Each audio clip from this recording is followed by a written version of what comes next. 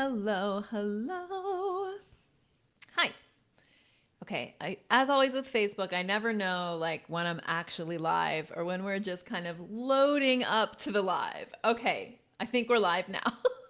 Hi, I'm Kathy Isaac, and I am the host and creator of this group, I Should Be Writing. So I want to just come in and say hello. Today is Tuesday, and that means it's Level Up Live Day. We do a live show here in the group on Tuesdays at noon Eastern. And we also collect up all these Tuesday Level Up Live shows on our YouTube channel. So you can go right to YouTube and you can search Kathy Mazak and you will find our YouTube channel where we have all our Level Up Lives. It's such juicy stuff. So sometimes you know how Facebook is, like you miss stuff in the feed. So if you've missed these Level Up Lives that happen every Tuesday, you are welcome to go check them out on our YouTube channel. And while you're there, you can subscribe because, you know, it's YouTube and that's what you do. Okay, so hi, I Should Be Writing group. I just want to say thank you so much for joining this group and for being part of what I really hope is as much as we possibly can be in a group with 15,000 people in it, a positive and career reinforcing place here on the internet where we like to talk about writing as academics. So today I want to I have like a little story for you, and I want to talk about a concept that I've been working on really kind of for a while, and especially recently as I've been working on the draft of my book, which is due on July 31st. So I'm like that Kermit the Frog, you know, meme where he's like feverishly typing. That's what I'm like working on my book. So the concept that I want to talk about is control, about controlling your career. So I've been kind of playing with or exploring this idea of using writing to control your career. And I think I've finally gotten to like a place where I can explain better what I mean by that. And it's not using the word control.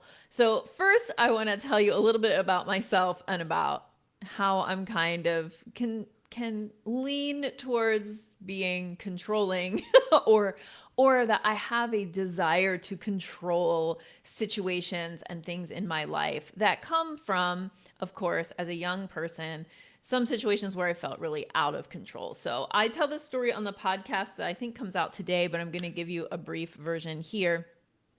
And this comes from a really interesting coaching call I had with a client who's one of our Elevate clients. And she asked me, she's like, how do you come up with these ideas and what you teach people about, you know, in your programs? And especially this idea that you have agency, right? That you have agency over your career and you're the person who really needs to be sometimes I use the word driving your career, right? In the navigate course, obviously it's navigating your career, right? You're the one who's like at the helm, right? Instead of being blown in the wind and, you know, saying yes to too many things and all of that kind of stuff. So this client asked me like, well, where did this idea come from? Like, how did you start being like this? And it made me really think way back. And I thought about my life as an undergrad. And I was an undergrad at Indiana University, Bloomington. I grew up in South Jersey, kind of right across the Delaware River from Philadelphia. And I was, you know, really like this East Coast girl in this, you know, Midwestern, huge Big Ten university. And I started out as a music major, actually, and then I switched to English after my first semester. But you know how it is. You kind of walk into or get into friend groups in that first semester of college. And for me, a lot of those friend groups were connected to the music program and the Indiana University Marching 100, which I was a member of for that one semester. And then when I moved, I kind of like, I I had missed the first wave of friend groups in the English department. And at the same time, I kind of wasn't hanging out with my music people anymore because I just wasn't sharing the halls with them and rehearsing with them like I had been the first semester. So I did feel rather lonely. And at the same time, while I was in college, my parents got divorced. And my parents have been married for 25 years when they got divorced. And so it was you can imagine, right? As a young, 20 something, not even 20 something, I was like 19 probably when the divorce actually happened. It was it was very confusing, and it was kind of, I describe it as like an unmooring, or like a rug being, like almost like a foundation that you're standing on being knocked out from under you. And as often happens in your early 20s, or that kind of early adulthood time in your life, I really was like searching for, you know, what life meant and why I was here and what I was doing. And the way that my 1994 self interpreted that, or what I did with that, was I really started to try to control my journey through my undergrad program. And I did that by like micromanaging and strategically planning every semester. I would plan semesters once, twice, three times. I can still see in my head the chart that is like, that is like the IU, degree completion chart that we used at the time. I can still see that in my head because I would like fill it out and then fill it out again. And, in the mid 90s, we had an actual course catalog that was like this thick, and with all the printed courses for the next like few years. And so I really I planned down to the minute how I was going to get through my degree program. And I graduated in 3 years. I graduated in 3 years with an undergrad from IU Bloomington with a English major and math and sociology minors. So not just one major and a minor, or one major and two minors in 3 years. And that was really because I was doing this like really controlling, that I think of now when I look back, I think of it as a kind of white knuckle controlling what was going on in my, really the beginning of my academic career, right? So the bad part of that, I think, was the idea that I was like grasping for control. And I think that that's all like the kind of the negative, it had a positive outcome, but like that's the negative part of trying to control something, right? Like you do it so desperately that it can become obsessive, or, it's not just control, it's controlling, so it's like not a super positive kind of way to live, I guess. But what it taught me, and this is the takeaway that I want to get to here, what it taught me was that if I had a goal and that I could develop strategies that would get me to that goal. So if I wanted to do something, I could then take strategic action to make that thing occur. And that lesson I have taken with me at every step of my career, like throughout to today. But it has matured. That idea has matured. And it's not just control anymore. It really is like intention plus action to get the outcome you want. So and if you're interested in more stories like this, I'm going to be telling several of them in the podcast over the next few weeks. But the bottom line is, I really believe that we all have agency in our careers and in our lives. And we can use that agency to strategically work towards the outcomes that we want. So I think many academics, and especially academics who identify as women or who are socialized as women, feel so overwhelmed most of the time that like the baseline state of your career is overwhelmed. And so it's hard to like think about having agency to like change something or make your career really, really different. But I think not only can you do that, but that you should do that. And the way that you do that, or the way that I help people do that, is through writing. So, why? Like, what does writing do? Well, writing is an organizer. Writing works as an organizer in two ways. When we're always coming back to our writing, if our intention is around getting our writing done and publishing and getting our voice out there. So if our intention is around the writing, and that becomes the central thing we focus on in our careers, and then everything else radiates out or supports that writing, then that gives us like a heuristic. It gives us like a way to control or to manage or to organize our careers. So I want you to think about whether you feel like your career is organized, or whether you feel like you are kind of moving step by step in a direction.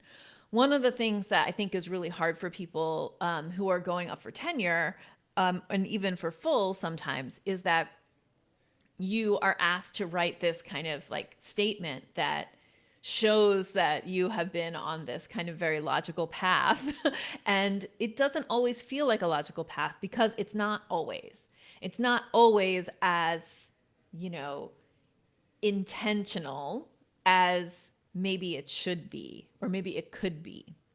And that idea of intentionally designing your career and using writing as the tool to help you in that design is more and more what I realize, I'm talking about.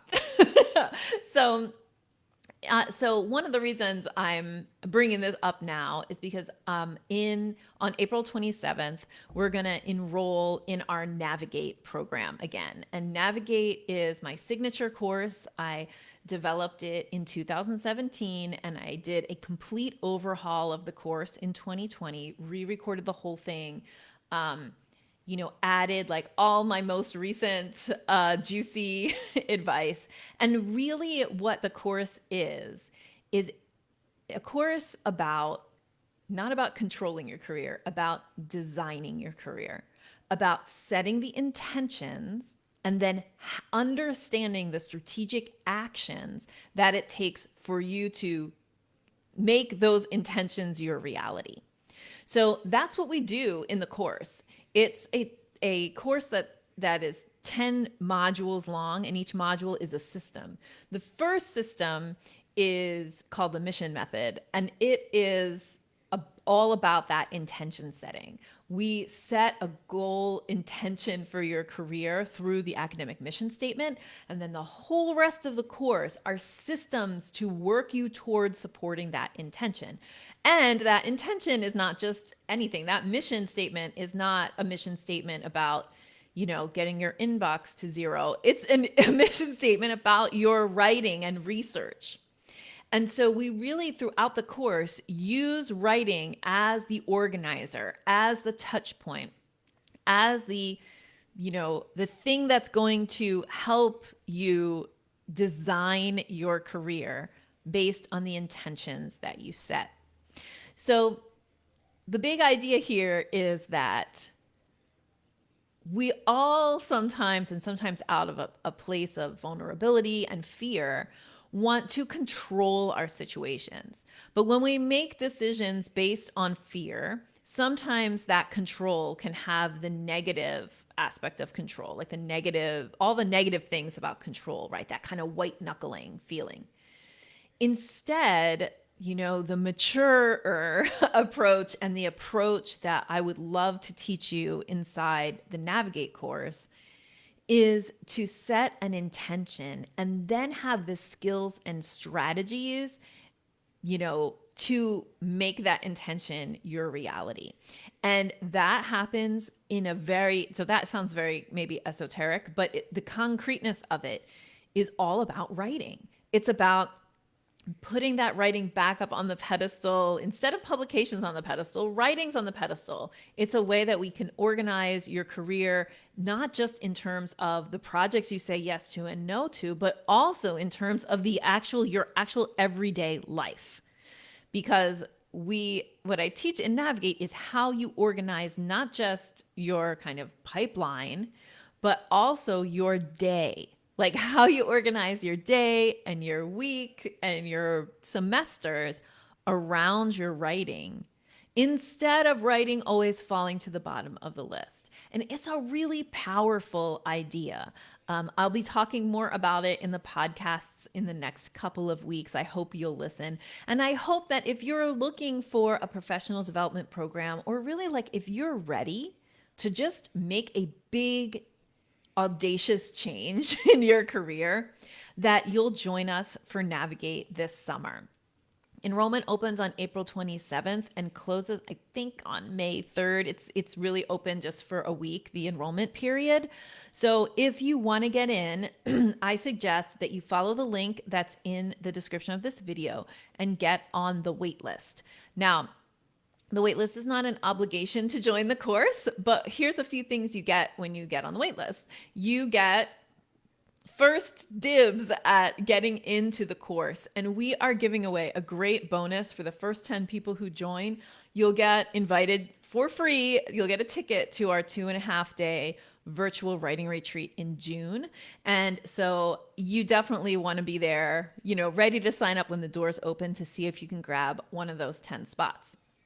But even more than that, over the next few weeks, I'm going to be talking to you more about Navigate, and, you really want to see if it's right for you. So I would love for you to get on the wait list. You don't want to miss those juicy bonuses for signing up, and you don't want to miss all the information about the program. Now, I'll tell you right here on this live the cost of the program so you can start thinking about whether it's the program for you. So whereas other boot camp programs cost $5,000, to take a 12-week boot camp in the summer, our program is under $2,000. It's $1,997 for the program.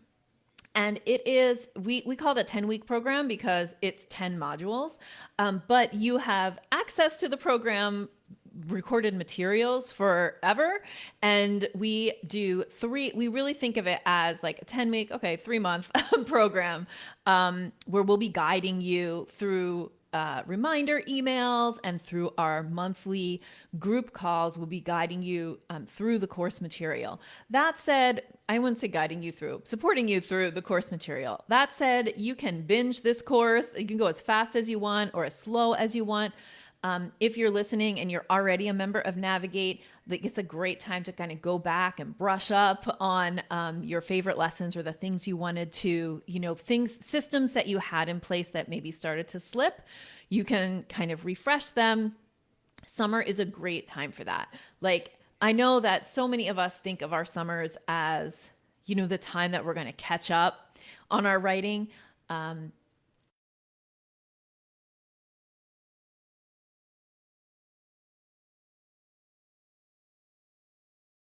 That it's about an hour a week, an hour to 2 hours tops a week for the 10 weeks of the program.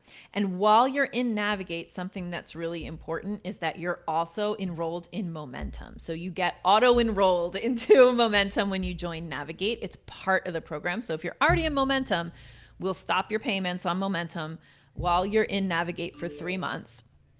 And during those 3 months, you will have that support of our Momentum mindset calls on Mondays, which are another way you get weekly support in a group call, and also, of course, our co-writing sessions. And so these two programs, Navigate and Momentum, work beautifully together. You get all the community and support of Momentum, along with all the strategic advice and strategic tools inside of Navigate.